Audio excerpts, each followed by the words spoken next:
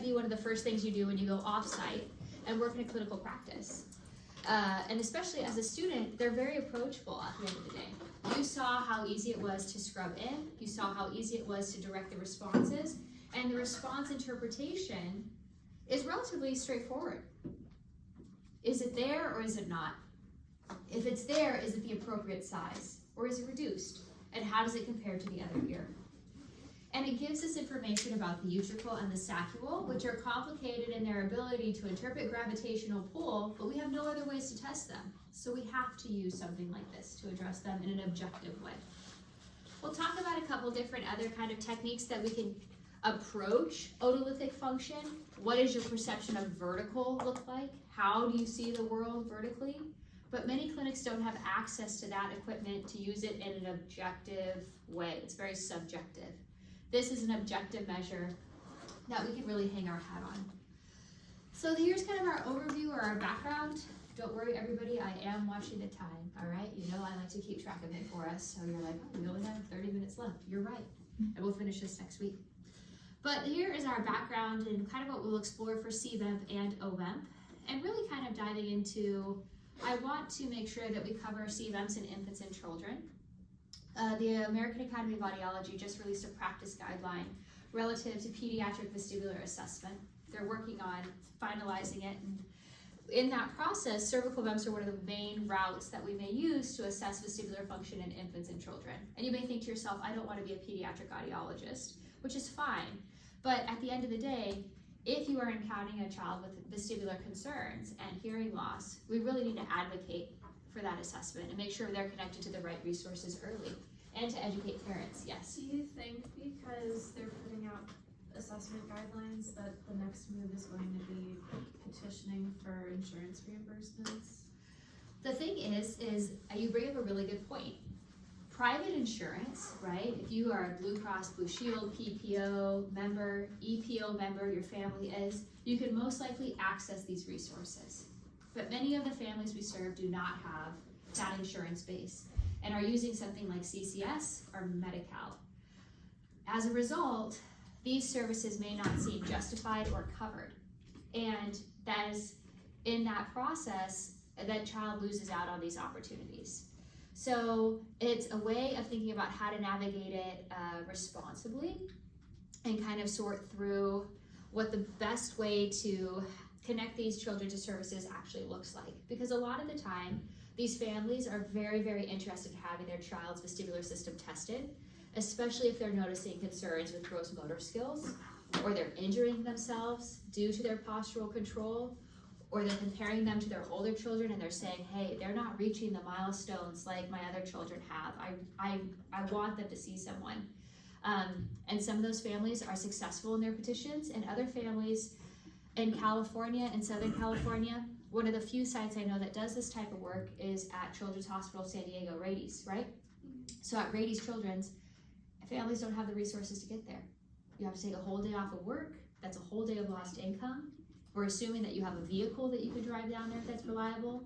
We're assuming that you have the understanding of what the testing is going to be. So there's a lot that goes into getting something like this done. I just received an email from a colleague asking me how many sites do they think that I am aware of where they are testing children prior to cochlear implant surgery. In the Midwest, it is very popular to have vestibular system assessed prior to CI surgery for infants and young children.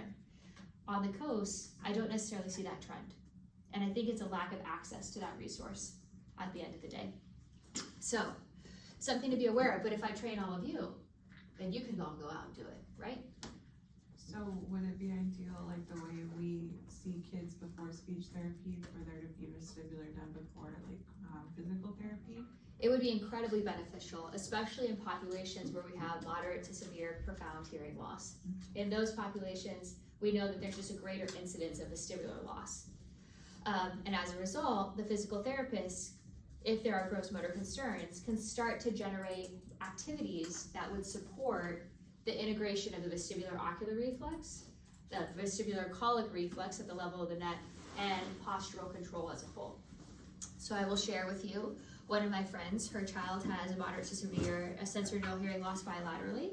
He is less than a year, or he is a year old now, and When he was diagnosed with hearing loss, obviously, like with any family's experience, is a shock. There's no history of hearing loss in the family, 2 healthy older children. This is the first time the families encounter it. They're both very well involved in communication disorders. The mother's a speech-language pathologist, but even going through the diagnostic process and the screening process, there's still a lot of confusion. What she noticed, and because this is her line of work, is that when he transitioned from sitting upright to crawling, his crawling was more of just him keeping his head still and dragging himself across the floor. And it's different, but it's effective. He can still go where he wants to go, but it just looked different than her other children. And so she pursued vestibular assessment because 1, she's in a network of people that have the knowledge base to consider that, but 2, because of his hearing loss. And he has a unilateral vestibular loss. So when he starts to turn his head, he gets dizzy. So what does he do? He just doesn't.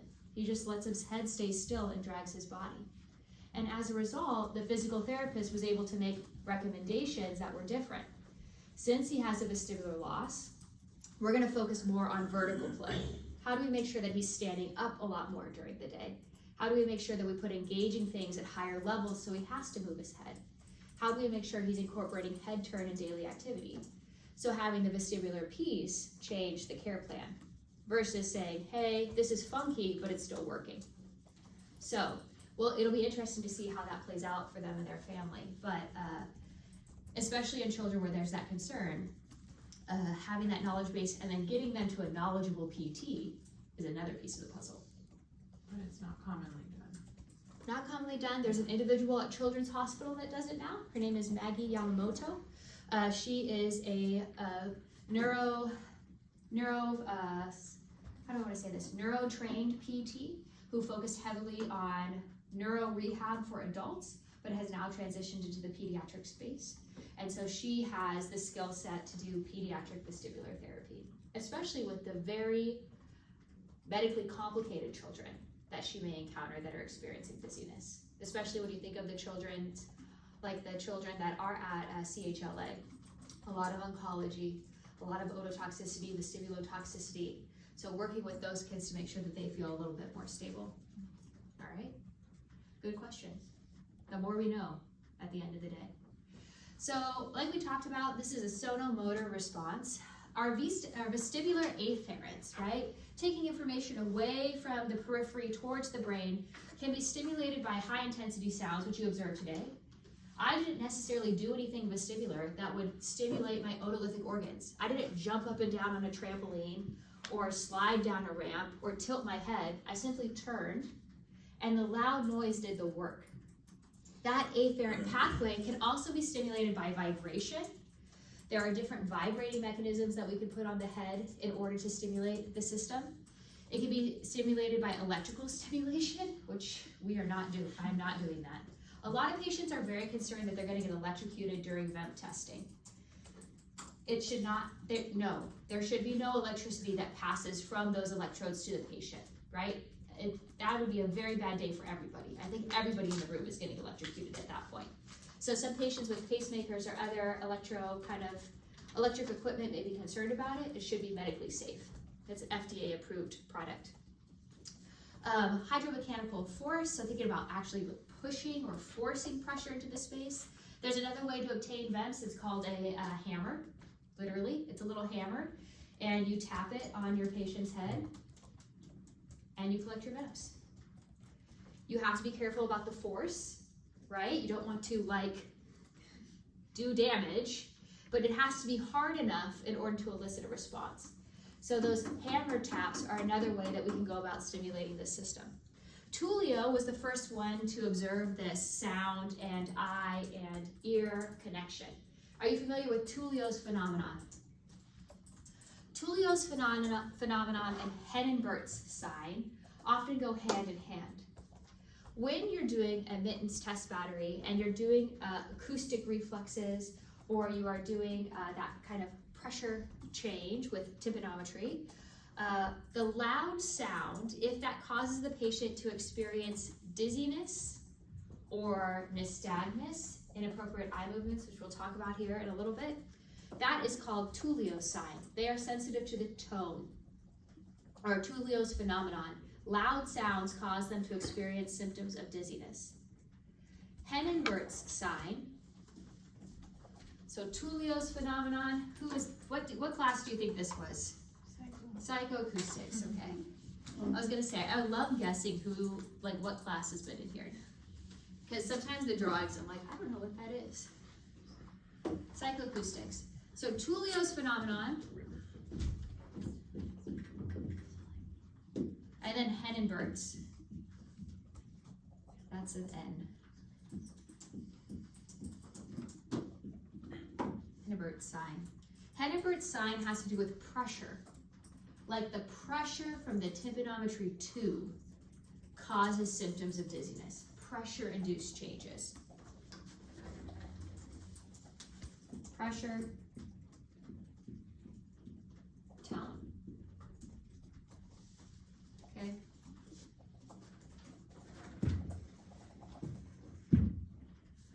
So von Bekesi in 1938, who's another researcher, observed that high intensity sounds, 128 to 134 dBSPL, quite loud, all right, would move heads towards the stimulus. It would actually drive the system to turn the head. And so with these kind of basic science questions, they started to realize, okay, maybe we can manipulate movement with sound. And how do we go about doing this? We were able to measure this through the Ionian potential found by Cody and colleagues in 1964. And all of this research came together to figure out this vestibular reflex, or the vestibular evoked myogenic potential. So there's a reflex that can be pulled from the jaw, actually, a masseter reflex. There's a body of literature that's coming out more frequently relative to testing the otolithic organs through the muscles of the jaw. So you have the patient clenched down on their jaw like they're gonna bite down on a mouth guard, and you measure the masseter muscle and the masseter response. So that could be interesting. That could be an interesting dip project, honestly. Because one of the things that they don't necessarily acknowledge is how much force is required in order to drive an effective response from the masseter. And does changes in force change the response? Additionally, when we think about this test, we were able to discover that we could record from the eye and from the neck.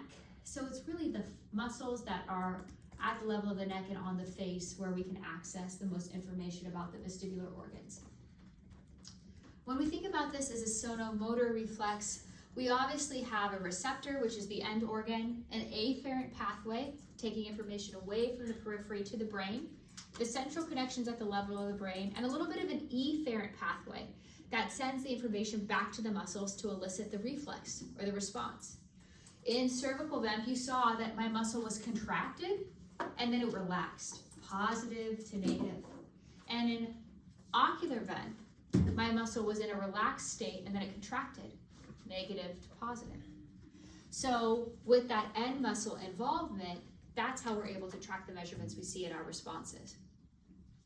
The patient does not need to have hearing to stimulate the reflex pathway. We talked about this in lab. They don't need to have measurable hearing in order to drive this response. So that's why it is so heavily used in cochlear implant evaluations. Patients who are deaf and hard of hearing, who have a profound hearing loss or hearing loss within the parameters of cochlear implant candidacy can complete this test. And a large portion of them have very healthy otolithic systems. The key part of that is keeping them healthy post-surgery. How do we make sure we don't damage the saccule with the insertion of the cochlear implant? Or during the surgical process, how do we make sure that we don't cause an infection throughout the space that will perhaps impact our vestibular system, resulting in dizziness that is much more severe than some of the dizziness that we associate with that surgery, all right? It's not uncommon for patients to feel a bit out of sorts after they have cochlear implant surgery. It is uncommon for them to have severe vertigo and a loss of balance function. Yes? Can you go over the end muscle again? The end muscle would be the inferior oblique or the sternocleidomastoid. That's where we're recording the responses from. That's the end muscle. Because obviously something needs to send the efferent pathway that takes information from the brain, right? It gives feedback. it has to send it, it's sending it somewhere, and it's sending it to those muscles that we can record from. We need, in air conduction testing, we need an intact middle ear space, right? We need a healthy and intact middle ear. So that's why tympanometry is so critical. Are we having fluid or debris filling the middle ear space? And if so, it's going to dampen or reduce the intensity of the sound. And if the intensity of the sound is reduced, then we're not necessarily playing at the stimulus that we think we are. And if we don't see a response, it could be because the system is not sensitive to things below 80 to 75 dB in a healthy system. All right? So if hypothetically we were putting in, there's too much going on here.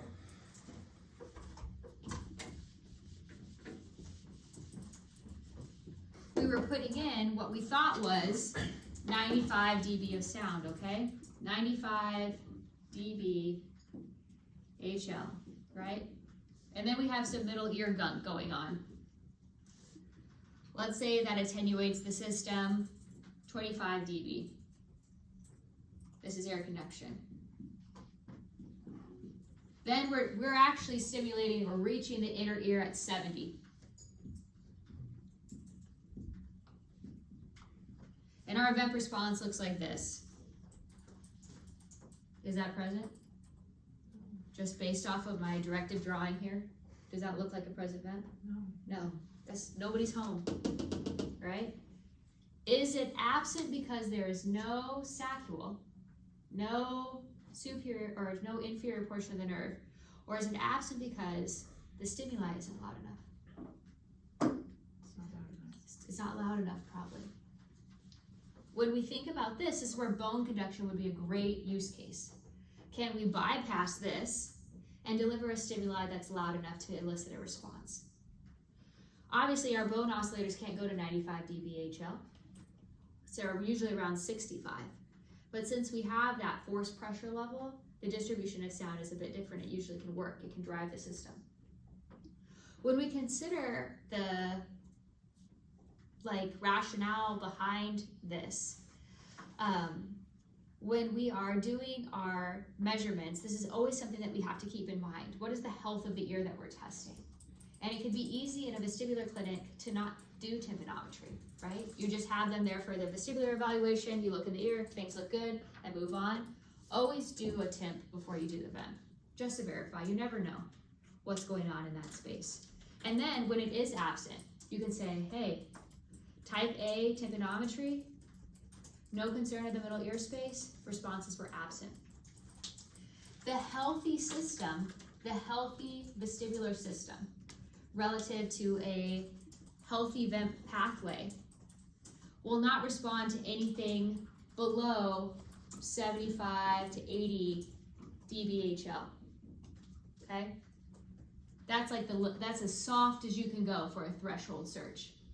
When we start getting below that, that's when we start thinking superior canal dehiscence. It's too soft. Does that make sense? It responds at levels that are too quiet.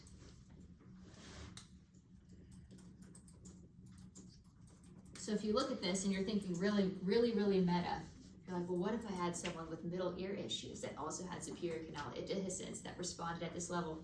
'Tis possible that you will run into that unicorn, okay? But I hope that you then have the knowledge base to piece together some of these pieces of the puzzle to think about how it's all contributing together. So are you just not able to test someone, like if they had otosclerosis or something?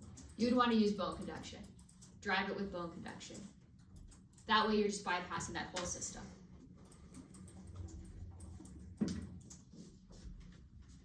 Some clinics only use bone conduction. They don't even consider air conduction for them.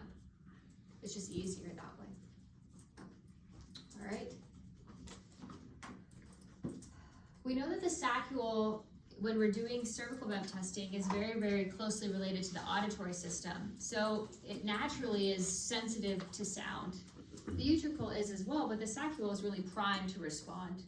And sound can impact the saccular function. And that's something that Sarah Nuns, who is now in her RPE year, looked at with her DIP project, thinking about saccular sensitivity in musicians and how a history of noise exposure could influence their saccular response. So let's talk about C-bumps a little bit.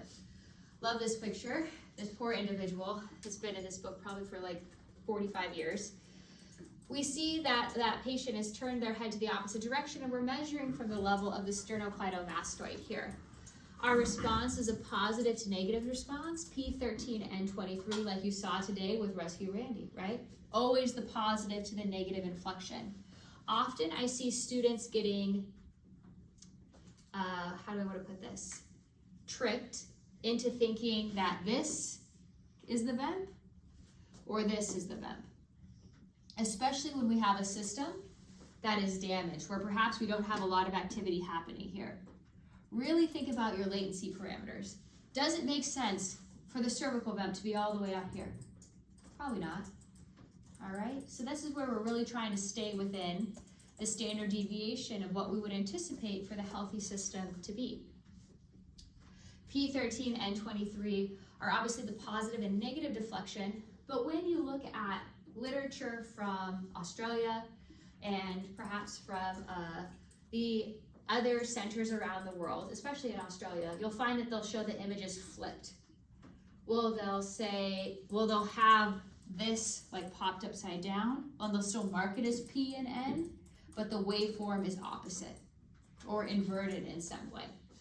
We're still looking at the same latencies, but the waveform may be inverted. So some of like the practice standards and things like that, you'll see the waveforms inverted to like our American standard. But then if we show them this, they're like, this is wrong. So just be aware of that, all right? Yes? What's the healthy range of So it's typically based on every single like lab. And we have some of the healthy ranges. I believe I have them listed a little bit farther in the stimuli. A little bit farther in the stimuli, my goodness. A little bit farther in the presentation. Let me see if I can find them here. CVIP responses and normative data. It's around slide 23. I'll pop it up here just because for the sake of this question. So we want it less than 20 for P13 and less than 29 for N23. So there's some broad range there. But you'll have you should have some lab specific idea, right? If you have someone coming in and you see a lot of these VEMPs, you know that typically things are falling around 16. And then you see one that's at 27. That's not right. It's probably not a CVEMP response. Or if it's that pushed out in latency, something's going terribly wrong in that pathway for that patient. So slide 23 will have that information for us. Sorry, let me bounce back here.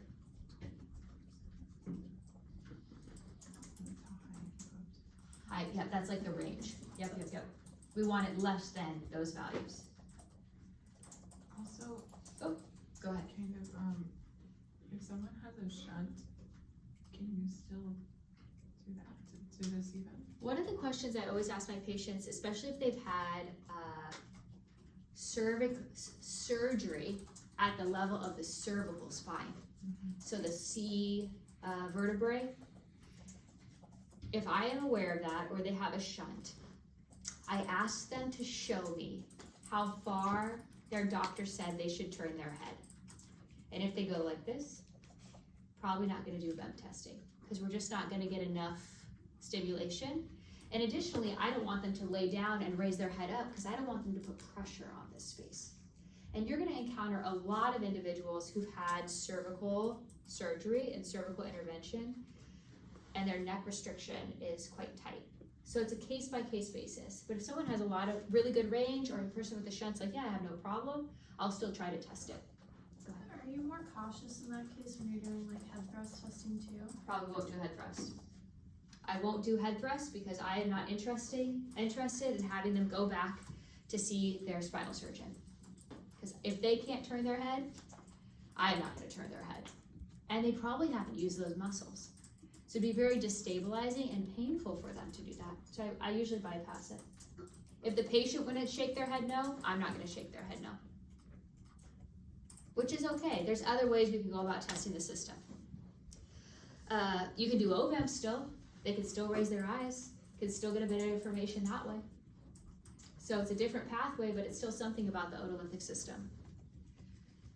I think about some of the patients that I had relative to how much spinal surgery or cervical surgery that they had, and they would come in and you'd be like, you drove here? They're like, yes. You're like, okay. You can't, they're like, I can't really turn my head when I'm pulling out, I just go. And I'm like, this explains so much of what you see driving in LA. People are like, spinal surgery, severe dizziness, also tell you that they can't feel their hands or their feet. You're like, how'd you get here? I drove. Of course you did. No problem, everybody. I just get on the freeway. Like right on. If that was the same in Nebraska, it'd be a snow day. We'd have like a foot of snow. School should have been canceled. It wasn't. Ice all across the driveway. And the patient that's 95 still comes to the appointment. And you're like, what are you doing here? They're like, well, I had an appointment. You're like, oh, you should have canceled. You're the only person that should have canceled. They're like, well, I wouldn't miss this. You're like, this is so dangerous. You are at fall risk getting out of your car. You shouldn't have driven here. Anyways, driving is touchy though. You take away people's independence. It's a very difficult subject. All right, let's see what type of excitement I had. Oh yeah, I forgot about this. Okay, I didn't forget about this. I remember doing this last year, and I was hoping that it would still pop up for us. So we have our afferent pathway and our efferent pathway. Within our afferent pathway, we have air conduction or bone conduction stimulus transferred to the saccule. So we have the acoustic stimulus going into the ear, and it goes down to the saccule. Wow. Okay. From there, it goes through Scarpa's ganglion to the neural branches of the inferior vestibular nerve. And it terminates at the interneurons of the medial and lateral vestibular nuclei, which you are familiar with right about here, right? It travels down from that pathway because we're at the level of the brainstem, right? We're in the central system now. This is where that information is processed. And the efferent pathway will travel down to the muscles of the neck through the vestibulospinal tract to cranial nerve number 11. Okay. From there, we will see the resulting inhibition, which we talked about, of the ipsilateral sternocleidomastoid. So it's a pretty straightforward pathway. We're sending information down in order to influence the sternocleidomastoid. So if we go in reverse, beep, beep, beep, beep. Acoustic stimuli to the saccule. From the saccule, we're going to take the freeway, that's the inferior vestibular nerve, down to the medial and lateral vestibular nuclei. Central system, level of the brainstem. From the level of the brainstem, we're now in that efferent pathway. We're going to go down the vestibulospinal tract to the sternocleidomastoid to inhibit the response. What you may note here is that this is inverted, right? We have the P and then the N. This is what I'm talking about. It's still marked P13, N23, but the waveform is flipped. And these are from our colleagues in Australia. Kolbach. You'll see his name on a lot of vestibular work relative to cervical and vent general. Anybody familiar with the Australian audiology group? No? No? Okay. Me neither. So, I'm familiar with their work. I've never met them in person. How does the vent mature? So like I had mentioned, this is developed very shortly after birth, and it's a survival mechanism. How can we move our head towards a food source? How can we move our head away from something dangerous? How do we lift our head up if something is obscuring our breath pattern? For a period of time, and this may be a triggering sentence, so I apologize for anyone in this room that may have experienced this.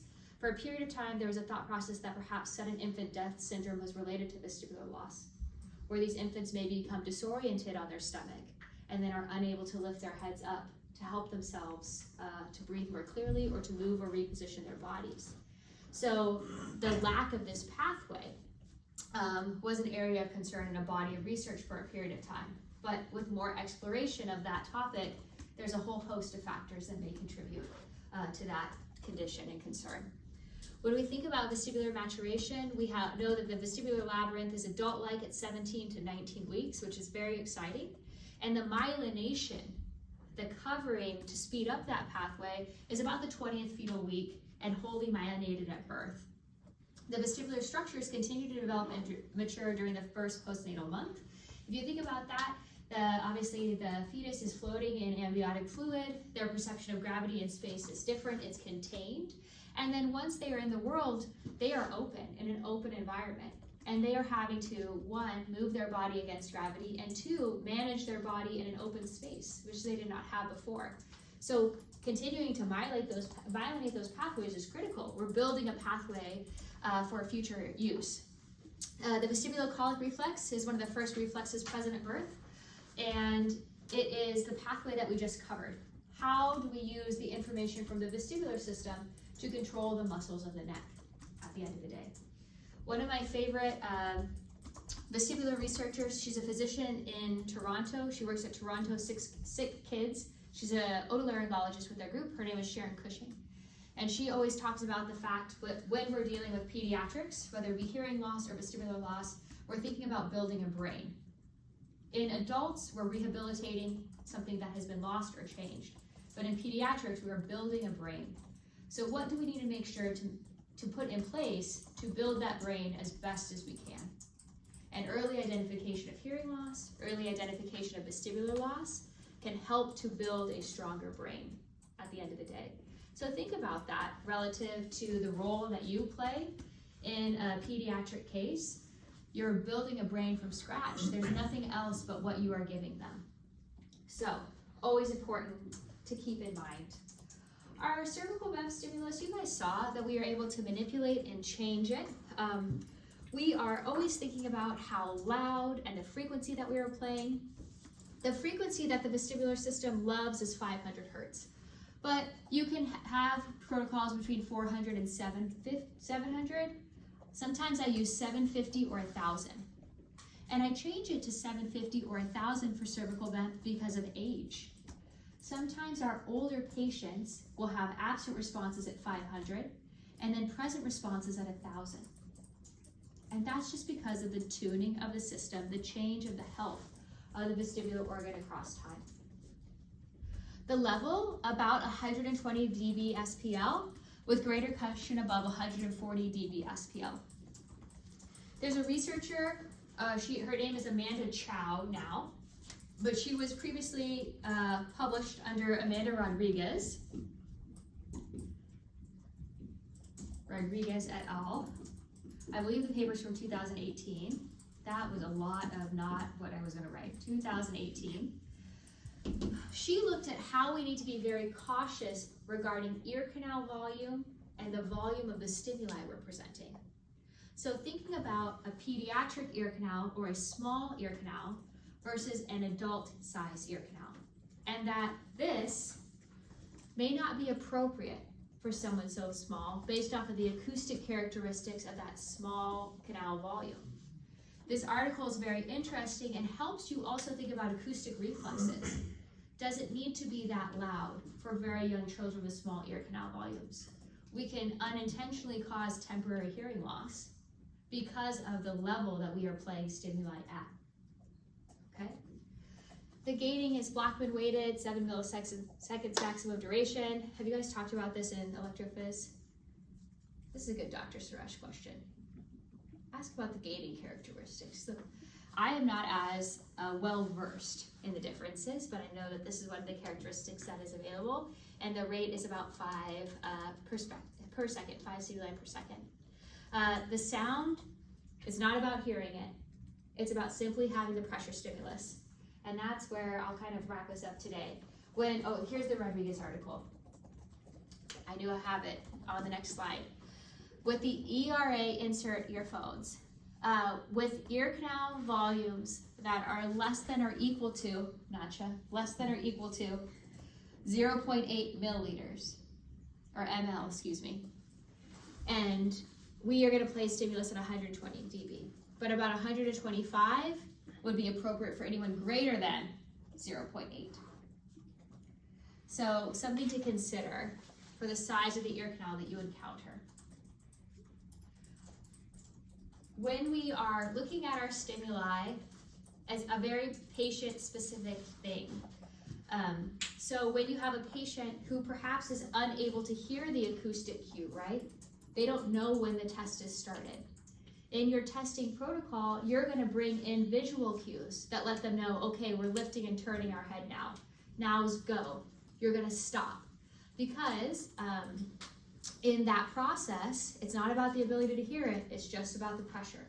So sometimes you can have signs that are stop and go to let patients know when a test has stopped or ended. You can use taps, and obviously whatever communication modality is best for that patient. I'll tap you on your shoulder twice to start. I'll tap you on your shoulder twice to stop. Making sure that they have either a vibrotactile or a visual cue to know when it is appropriate to continue the test. Sometimes vestibular testing can be challenging because we block the vision, we turn off the lights, and so always making sure that your directions are accessible are critical at the end of the day. In November, we're gonna have a lecture faculty member visit with us. His name is Jan, and did anybody take sign language here at Cal State LA? Jan Wong? Okay. He's a faculty member here, and he is part of the deaf community and deaf culture. He's gonna come talk to our medical aspects class about navigating the healthcare system as a deaf adult and as a deaf child, and thinking about the interactions between audiology and individuals who are deaf and hard of hearing, and how we can improve those interactions or things to think about and consider. Because obviously this is a patient population that we may encounter and deal with, depending on the situation that they find themselves in. I've had a handful of individuals that are profoundly deaf and are proud members of deaf culture have to come in for hearing assessments from their ear, nose, and throat physician, and it can be something that is challenging because when you're going over the results, you're not telling them anything that they don't know, right? And it could be a situation that's uncomfortable. But how do we make that experience a better experience for everybody? And thinking about the other communities that you visit with, where English may not be our first language, or culturally, the way we would approach this would be different, being very mindful of the experience. So, I'm done picking on you this week, right? I don't see you again until Monday, right? Yeah, everyone's like, I think. Yeah. You have an exam. For our exam. On Monday for your exam, yes. I will be here to give it to you. Okay? Any questions about that? That's just the infection control and the. Infection control, external ears. Infection control and external ears.